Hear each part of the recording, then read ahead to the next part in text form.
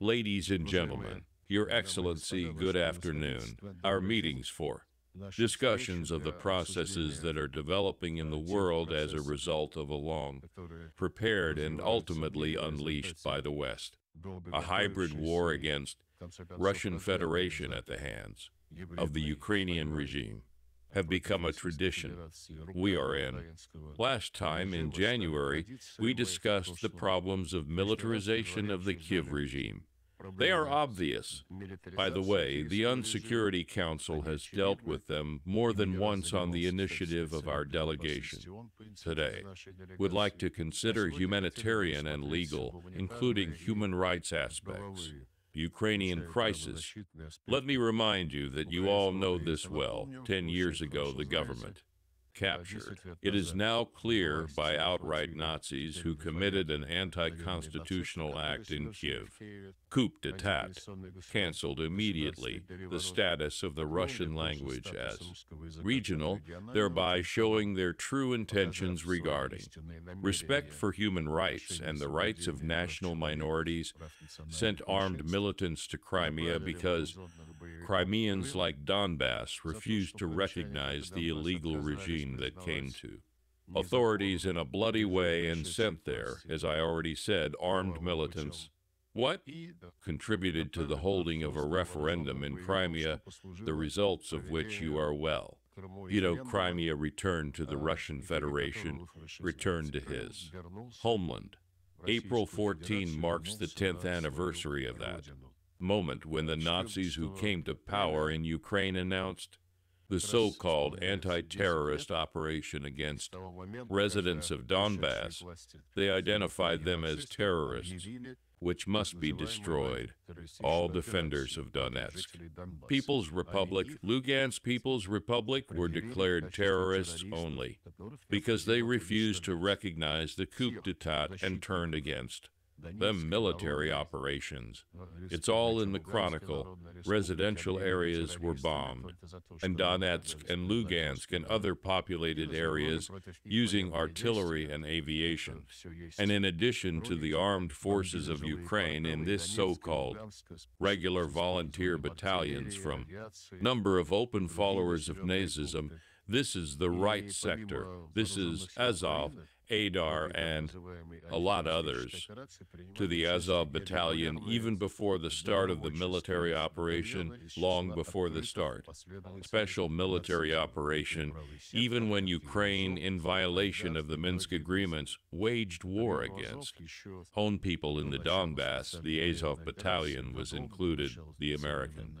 Congress added to the list of organizations to which it is impossible to provide assistance with arms supplies, and many Western countries adhered to this position. However, later they turned a blind eye to it and the weapons of outright Nazis also. Like the entire Ukrainian regime, it has become the norm for Western countries. How can you observe now from voluntary military assistance to Ukraine? They want to make military assistance mandatory under the roof of NATO, force all NATO members to, through strict cane discipline, sign up for obligatory, providing funding and weapons to the Kiev regime so long as it continued to fight with the Russian Federation. Still not. Crimes of the armed forces of Ukraine and the so-called volunteer battalions, including the terrible scene when in Odessa, in the House of Trade Unions, they burned 48 alive. Human. No investigation was carried out. It was all only in words, as we now we understand this, but the attempt of the Council of Europe quickly, who had squandered her reputation to take control of this investigation, also failed. No one was going to do anything to this Council of Europe to help, and he himself turned out to be powerless. 2015 was stopped. The war that Kiev waged against its own people. The Minsk agreements were signed and approved by the Unsecurity Council. By the way, the Minsk agreements envisaged a special status for small parts of Donbass, the right to speak their own language, the right to have their own law enforcement agencies, local police, and the right to be consulted when prosecutors and judges are appointed there. about the same thing that President Macron recently promised Corsica?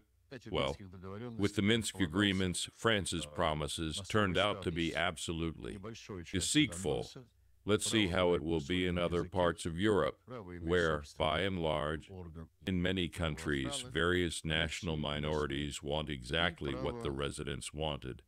Donbass, have the right to speak your own language, teach your children in it, have the right to know and love your history, your traditions, your religion, to believe in accordance with the principles, who have been fortifying themselves on these lands for centuries. But as I already said, the Minsk agreements did not stop the president, at that time Poroshenko, and directly violating the demands for a ceasefire and the need for direct dialogue between Kiev and Donbass. President Poroshenko already in 2018 announced, instead of the so-called anti-terrorist operation, an operation United Forces, that is, already a full-fledged military operation unleashing a war against Donbass. Although President Poroshenko was elected in May 2014 under the slogan, "I am the president of the world," just as President Zelensky was elected in 2019 under the same slogan, declaring that he would immediately stop the war and implement the Minsk agreements. Judge for yourself what we have come to. All these years we knew very well and talked about this publicly, officially, that accusing Donbass of terrorism is fake. Now, I hope you have all read the documents. This was confirmed by the International Court of Justice in a decision on January 31, 2024 on the claim. Kiev and its owners to the Russian Federation. The International Court refused. Recognized the Donetsk People's Republic and the Lugansk People's Republic as terrorist organizations. The International Court of Justice refused to recognize the Russian Federation, sponsor of terrorism, and the decision of the International Court crossed out Kiev's main argument to justify the war it unleashed against the civilian population. They justified her, precisely because terrorists rule in Donbass and their sponsor is Russian Federation.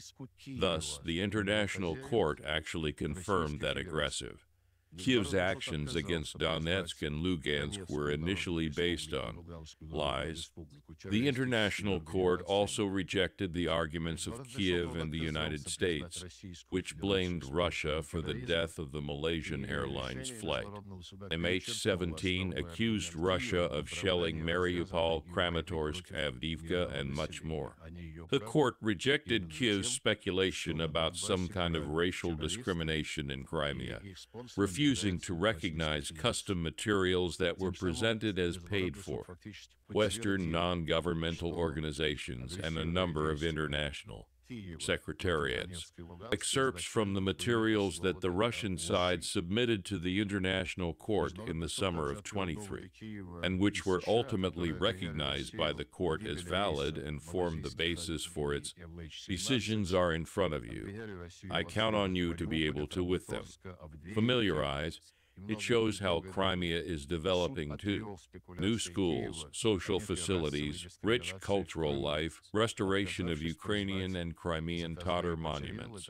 Culture, by the way, while Russian monuments, Russian politicians and military leaders are destroyed on those lands where exactly the Russian Empire built cities, roads, developed economy. Today, Ukraine itself, if we return to its arguments regarding terrorism as the reason for its actions, Ukraine itself became frank terrorist state. For 10 years, he has been terrorizing citizens in his own country and beyond. I would like to express to everyone present here my gratitude for your solidarity with the Russian people in connection with the barbaric terrorist attack on March 22 in Crocus City Hall. We have received condolences from all countries present here. We know that almost all you or your employees participated in the funeral ceremony on the 9th day after deaths of civilians. And this, of course, once again symbolizes our unity and determination to fight terrorism in its manifestations without any compromises, without double standards based on the fact that terrorism has no nationality. Religion is an absolute global evil. This terrorist attack, how are you? You know, it is now being actively investigated by the Investigative Committee, the Prosecutor General's Office, and other competent organs. It is already obvious. This is stated in the course of reports about how the investigation is going.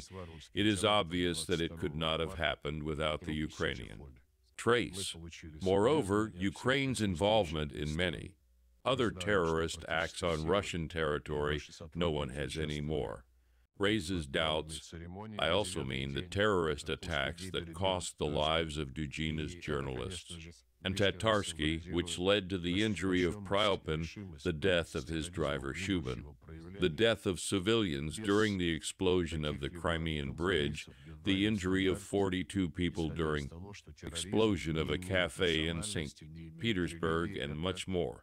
Our Ministry of Foreign Affairs of Russia recently conveyed to the Ukrainian authorities official demands to take immediate steps to stop any support of terrorist activities, extradition of those responsible, and compensation for damages, all. We did this in full compliance with international conventions against bombing terrorism and combating the financing of terrorism. These conventions contain the relevant obligations, and in the appeal of the Ministry of Foreign Affairs to the Ukrainian side, we demand that Kyiv fulfill these obligations, and of course we expect that all states will take into account the mentioned conclusions of the International Court when consideration of the odious initiatives of Kyiv and its owners in and European bodies, regional mechanisms. Let me remind you that this is unfounded, as has now been proven by the International Court of Justice. Accusations of terrorism against Russia formed the basis for a number of resolutions of the General Assembly that are openly anti-Russian character, which were adopted by a vote that reflected a lack of consensus. Now, in order to continue to use the General Assembly to stamp anti-Russian resolutions based on unfounded accusations of terrorism is no longer possible. There is a decision on this matter by the highest judicial body of the system.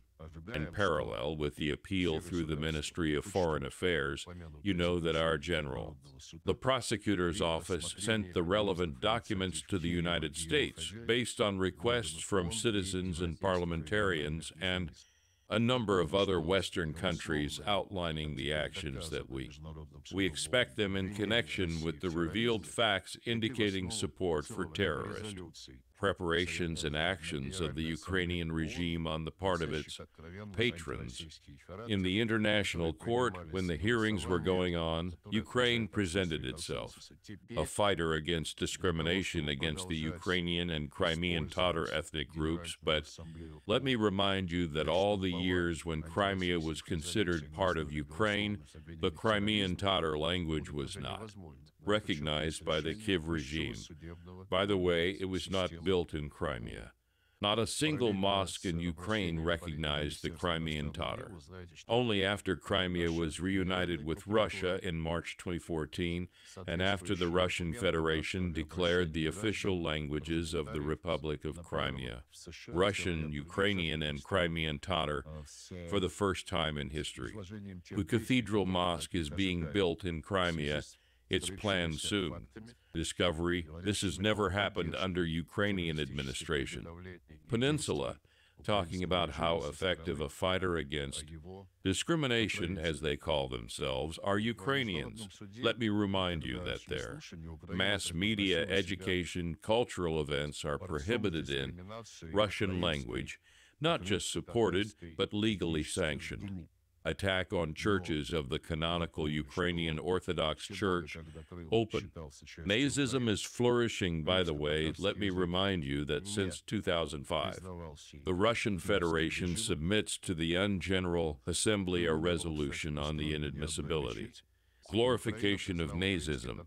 Last 2 years, Ukraine votes against, accusing Russia that we came up with this resolution so that to have an extra pretext to justify a special military operation. But I want to once again emphasize the resolution we are introducing with 2005 and not once before. Ukraine did not vote for this most important document, which is supported. The vast majority of countries in the world, including those present here, but in 2005 refused to vote for the resolution against the glorification of Nazism with which the Ukrainian people fought as part of the Soviet Union. This is about desolate. I see this as confirmation that the tasks of combating the glorification of Nazism were rejected by the Kiev regime long before the North Military District. And we all know that even then the United States, Britain, and other countries of the collective West were engaged in educating the Ukrainian leadership. There is permissiveness. We see blatant violations of rights by Kiev. People, I have partially listed them, are hushed up by Western, non-governmental organizations and many international mechanisms, west to the huge. Unfortunately, for the purpose of granting indulgences to Kiev, openly, without any particular embarrassment, conducts the Secretariat of the United Nations, at least many of its divisions, and the Office of the High Commissioner for Human Rights uses the Unhuman Rights Council and the corresponding procedures of this structure. All this for real. This is sad because it causes serious damage to the reputation of the UN system since 2008. The UN has, at the suggestion of the United States, by the way, global monitoring, implementation of the Universal Declaration of Human Rights, the so-called Universal Periodic Review within the framework of the Council on Human Rights. According to the rules of this review, on a regular basis, according to the principle, each UN member state, without exception, is subject to rotation. Until recently, not a single country shied away from conducting such universal periodic review. But now the principle of global coverage by Kiev is discredited. Under pressure from the West, the Human Rights Council made an unprecedented decision to allow Ukraine not to carry out or report on the implementation of Universal Declaration of Human Rights in 2023 as scheduled, and peers this report for 2027. Pretext: special military operation, but special military. The operation does not interfere with Ukraine at all, for every reason and for no reason. At any meeting of any UN body, spew anti-Russian speeches, insults, and demand punishment for our country, but report on how Ukrainians respect human rights, especially since they, as I already said, presented themselves as an ideal fighter against discrimination. They don't want to because they know there is nothing to report to them except how make a candid confession about the colossal problems associated with and legislative and law enforcement neo-Nazism, without any exaggeration. In February 2022, when the special military operation, the Kiev regime generally declared itself free from almost all obligations in the sphere, human rights and special procedures of the Human Rights Council to him, indulged. Well, for example, I remember last year, the speaker on the issue of torture, Edwards from Australia, reporting on her time. Inspectorate in Ukraine stated, I quote directly, "The situation with torture in Ukraine is not, raises concerns, and the efforts of the Kiev authorities in this area are impressive. But already, then I'll remind you that numerous shots have flown around the world. Atrocities by the Ukrainian military, including on the battlefield. Let's remember only the footage in which, in fact, live Ukrainian Nazis in the uniform of the armed forces of Ukraine shoot, captured Russian soldiers whose hands and feet are tied. Bags and all this was filmed and posted online with obvious. With pleasure, this is a fact. This is a concrete fact that is known around the world, but no one is going to demand from Ukraine investigate this crime and prove that they at least understand something and at least partially respect their obligations under international law. Will not force Ukrainians to investigate in the same way as forgot about the investigation of the tragedy I mentioned on May 2 in Odessa when they burned. Dozens of people alive, and just like no one will investigate. Crime in Bucha when it was committed. Staging accusing Russia of killing civilians. 2 years have passed since this moment. I know that some countries, including some of those present here, have expressed condolences to the Ukrainian leadership on the second anniversary of the tragedy in Bucha. But in this regard, I want to remind you that from the very moment, the moment when, suddenly, unexpectedly on British television, they showed lying corpses in the middle of Bucha's main street 3 days after, we withdrew Russian troops from the very first time. We demand an objective, open investigation. Nobody is going to conduct. After these bodies were shown on screens, the European Union immediately, with joy, as if he was just waiting for this occasion, together with the Americans and the British, they introduced new packages of sanctions against Russia. No one remembers the investigation anymore. We have repeatedly, including I personally, at meetings of the UN-Security Council, addressed an appeal to get the Kiev regime to provide at least names. Those people whose bodies were allegedly shown in Bucha. I appealed directly to the UN Secretary General so that he would use his authority and get Kiev and its owners about providing such a list. No one does anything. This is just in. As another illustration of the fact that the Kiev regime is allowed everything in this, he actively uses permissiveness with the indulgence of his patrons. While I'm not even talking about the many examples of arrests of Ukrainian citizens who oppose neo-Nazi tendencies in modern life. Ukrainian state. I'm not talking about the persecution of Ukrainian citizens, political motives, murders of journalists and public figures.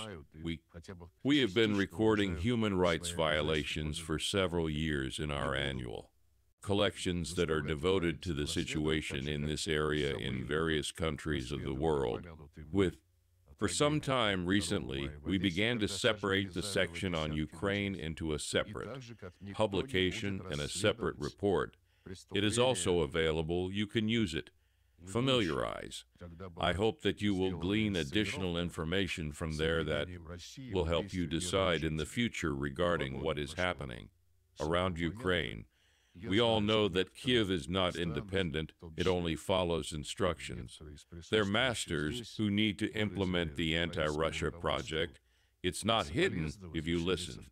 Speech by the leaders of the United States, Britain, France, Germany, NATO, the European Union, you will see that. The main thing for them is to defeat Russia, because exactly. This goal was set for the Kiev regime when, after the 2014 coup, they began to actively prepare him to carry out this. Missions for the West. And let me remind him that everything is allowed, and neo-Nazism, which we remember with such alarm today, has been practiced there for a long time. Before a special military operation. There's still about 3, probably 4 years before. Regular annual torchlight processions in honor of Nazi criminal Bandera, one-on-one with the torchlight processions that took place in Hitler's Germany, birthdays of Bandera and another criminal convicted at Nuremberg. Tribunal Shukovich are celebrated as state memorial dates, as well as and the date of creation of the so-called Ukrainian rebel army, which, guilty of the murders of Russians, Jews, Poles, Ukrainians, and many others, former SS members, they still have some left. Several people who are still alive and who personally destroyed civilians. Citizens in the ranks of Nazi Germany are awarded the title of Hero of Ukraine. This President Zelensky is personally involved. Well, I already said that everything is Russian, forbidden. Teaching books are removed from libraries, but they are not burned, as the Ukrainians burned books in Nazi Germany. They are more pragmatic people. They hand over these books for waste paper. Books in Russian and Russian authors, and for this they get money. Well, most recently, the mayor of Kiev adopted a resolution according to which, in general, no cultural events, educational courses in Russian cannot be held in Kiev, and even in everyday life, if you speak at school in Russian during breaks or go into a store and contact us in Russian, and you may be charged with an administrative violation. This is despite everything, that the vast majority of Ukrainians still speak Russian because so convenient, because it is a tradition of their families, their relatives, and even if you listen, interceptions on the battlefield on the line of contact, special military operation, even military personnel of the armed forces of Ukraine. They feel more comfortable speaking Russian. They break them over the knee. The whole people are broken over the knee so that they forget this language.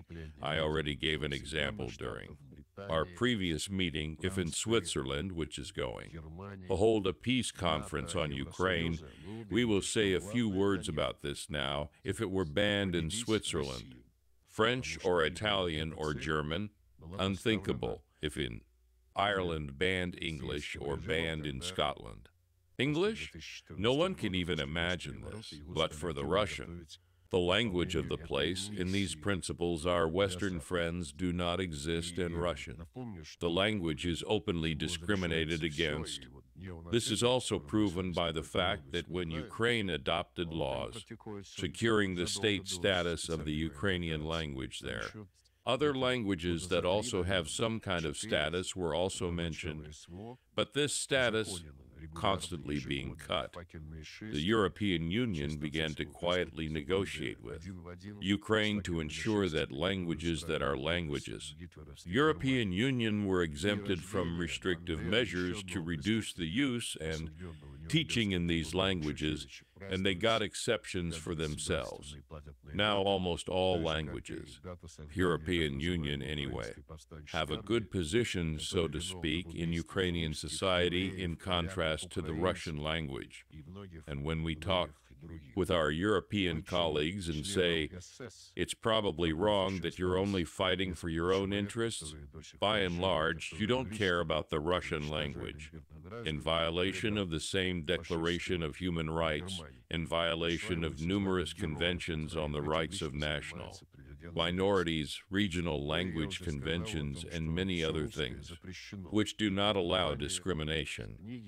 No, the European Union is so comfortable with Russian language for him, as well as, strictly speaking, Russia and the possibilities of its equal existence in the world are unacceptable. They talk about it. If Russia wins, it will undermine the leading positions of the USA and NATO in this world, and they only need someone to have them. Dominant positions. They are not equal relations. Endure. In general, I will not go into details yet. There is also a wide. The spread of black transplantology in Ukraine, corruption about which Western governments openly say, mass repressions against human rights defenders. It's all there. I invite you to read them in detail in the reports of our ministry. It's not that I'm forcing you to read them, but I know what narrative our Westerners are presenting to you. Colleagues, including calling by hook or by crook, various forums, the so-called Copenhagen format. Now the Swiss are somehow peaceful. The conference was started with only one purpose: ensure the number of delegates for event which is based solely on the ultimate. Zelensky's peace formula. This is a formula that involves no compromises or alternatives. She completely ignores those well-intentioned initiatives that were voiced at one time by the People's Republic of China, the South African Republic, Brazil, the Arab League states. All this is heard, but is not taken into account in any way and will not be taken into account. Some cosmetic refinements are possible, but the essence of the formula is Zelensky, as an ultimatum, remains unchanged, and our Swiss colleagues, as we read and hear, they are now preparing their own conference. Well, in general, it's strange, of course, that Switzerland volunteered to prepare the conference on the basis that it considers itself a neutral country, and they say she has such traditions. Indeed, Switzerland has traditions, or rather, its neutrality, as well as the neutrality of Austria, allowed these countries to act. Impartial platforms, neutral sites where the West, the East, and the North, and the South always gathered, knowing that everything for work without any external interference or pressure. Switzerland has now joined all sanctions against Russia, and in a number of areas it acts as the instigator of these sanctions and their most zealous performer. I met with our colleague, the Swiss foreign minister, for a couple of months. Back in New York, I told him all this, that we cannot consider Switzerland as a neutral platform for negotiations on a variety of issues, as it has always been. Well, as for the formula, Zelensky, we also explained everything to him. We know how Western strategists promoting this formula, they advise the Kiev regime to resort to various tricks, calling on the countries present here as such. Arguments like, well, okay, if you don't like all 10 points of Zelensky's formula, well, at least one. Choose one, something so innocent about food security, about energy security. Well, subscribe to this one point. Well, it's clear that this is a scam, ultimately. As a result, they are interested, and I read about this in one document with which my friend and I introduced him from the European Union.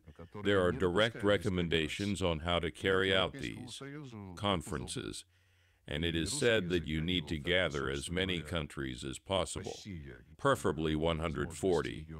They now have a goal of 140 countries. Well, of course, this wouldn't be possible without you. To do it means you need to persuade you somehow. Here, invite, explaining that we do not insist that you sign this formula as a whole. Choose one for yourself. Even if you don't choose, just come, listen, and we will. Let's listen, express some criticism of your own. And further, this recommendation is for Ukrainian. Negotiator says, no. Impose final documents at these meetings, because if you need quantity, and quantity is the main thing, then it is unlikely that 140 countries will sign up for what Kiev needs. Therefore, do not set the task of the final document. You need quantity. Just gather, hold discussions, and most importantly, take a group photo, and a group photo with so many people will be in itself serve as a huge incentive for Zelensky's formula to gain support. I'm not joking now. It's adults who do things like this. So in conclusion, we are always ready for an honest conversation on all these matters. We have nothing to hide. All the goals of our special military operation, all its reasons, well known, but a clash with the West will be inevitable. If he continues to make Ukraine anti-Russia, he will pump it up with weapons against Russia, will plan to create his own military bases on Ukrainian territory, and will encourage the destruction of everything Russian by the Kiev regime. We warned that long ago, at least immediately after the coup, all these trends were. It is obvious, and we honestly told the West that you are pushing Ukraine towards disaster. Nobody listened. Therefore, I say once again that we have nothing to hide. I don't know what arguments the West uses. Proves that he is right, besides that Russia is now going to conquer everyone, and there is no logic here. For some time, back at the beginning of a special military operation, even before it, Western ideologists probably said, let's quickly accept Ukraine into NATO. Then Russia will not dare to attack it. Because Russia cannot attack a NATO country. Now, as you see, statements have changed, and they are now saying, Ukraine is about to lose. We are not. We can allow Ukraine to lose, because as soon as it loses to Russia, Russia will immediately attack NATO. Where, is there any logic here? At first, we proceeded from the fact that Russia would never allow itself to attack NATO. And now just everyone, convinced that this is precisely the intention of President Putin and the Russian guides. Our president has already commented on this with the words, nonsense, and the NATO members who make such statements themselves understand perfectly well. I'm finishing my opening remarks. We specially, we're talking to you openly. We don't practice any behind-the-scenes whispering like this. Ukrainians and Westerners are engaged. What interests you, we are ready. Discuss openly and publicly. По самым разным вопросам, как это было всегда. Ну и что касается формулы Зеленского, мы тоже ему все объяснили. Мы знаем, как западные стратеги, продвигая эту формулу, советуют киевскому режиму прибегать к различным уловкам, называя, в том числе присутствующие здесь страны, такими аргументами, как «Ну хорошо, вам не нравятся все 10 пунктов формулы Зеленского, но хотя бы одну какую-то выберите, такую невинную, продовольственную безопасность, энергетическую безопасность. Ну и подпишитесь под этим одним пунктом». Понятно, что это жульничество. В конечном итоге их интересует, я об этом читал в новом документе, который у меня мой товарищ из Европейского Союза ознакомил. Там прям рекомендации, как проводить вот эти конференции. И сказано, что вам надо собрать как можно больше стран. Желательно вот 140. У них сейчас цель 140 стран. Ну, без вас этого, конечно, не сделать. Значит, надо вас каким-то образом уговорить. Вот приглашайте, объясняя, что мы не настаиваем, чтобы вы подписались под этой формулой целиком. Выберите себе что-нибудь одно, даже если не выберете, просто приезжайте, послушайте, а мы вас послушаем. Выскажите критику какую-нибудь свою. И дальше вот эта рекомендация для украинских переговорщиков гласит, не навязывайте на этих встречах итоговый документ. Потому что если вам нужно количество, а количество это главное, то едва ли 140 стран подпишутся под тем, что нужно Киеву. Поэтому не ставьте задачи итогового документа, просто собирайте их, проводите дискуссии и, главное, делайте общее фото. И общее фото с таким количеством людей само по себе будет служить огромным стимулом для того, чтобы формула Зеленского обретала поддержку. Я сейчас не шучу, это взрослые люди вот занимаются такими вещами. Вот. И в заключение хочу сказать, что мы всегда готовы к честному разговору по всем этим делам. Нам нечего скрывать. Все цели нашей специальной военной операции, все ее причины прекрасно известны. О том, что столкновение с Западом будет неизбежно, если он будет продолжать делать из Украины антироссию, будет накачивать ее вооружениями против России, будет планировать создание своих баз военных на украинской территории и будет поощрять уничтожение киевским режимом всего русского, мы предупреждали надолго. По крайней мере, сразу после госпереворота все эти тенденции были налицо, и мы честно говорили Западу, вы толкаете Украину к катастрофе. Никто не слушал. Поэтому, я еще раз говорю, нам скрывать нечего. Я не знаю, какими аргументами Запад свою правоту доказывает, кроме того, что Россия сейчас вот всех за войной. И логики здесь никакой нет. Какое-то время назад, в начале специальной военной операции, даже до нее, наверное, западные идеологи говорили, давайте скорее примем Украину в НАТО, тогда Украина не посмеет на нее напасть, Россия не посмеет на нее напасть, потому что Россия не может напасть на страну НАТО. Сейчас, как вы видите, заявления изменились. И они сейчас говорят, Украина вот-вот проиграет, мы не можем позволить, чтобы Украина проиграла, потому что как только она проиграет России, Россия тут же нападет на НАТО. Где здесь логика? Сначала исходили из того, что нападение на НАТО Россия никогда себе не позволит, а сейчас как раз всех убеждают, что именно в этом состоит замысел президента Путина и российского руководства. Это уже комментировал наш президент словами бред и чушь. И натовцы, которые с такими утверждениями выступают, сами это прекрасно понимают. Все, я заканчиваю свое вступительное слово. Мы специально говорим с вами открыто, а никаких у нас закулисных шушуканий не практикуется, как этим занимаются украинцы и западники. Все, что вас интересует, мы готовы обсуждать открыто и прилюдно.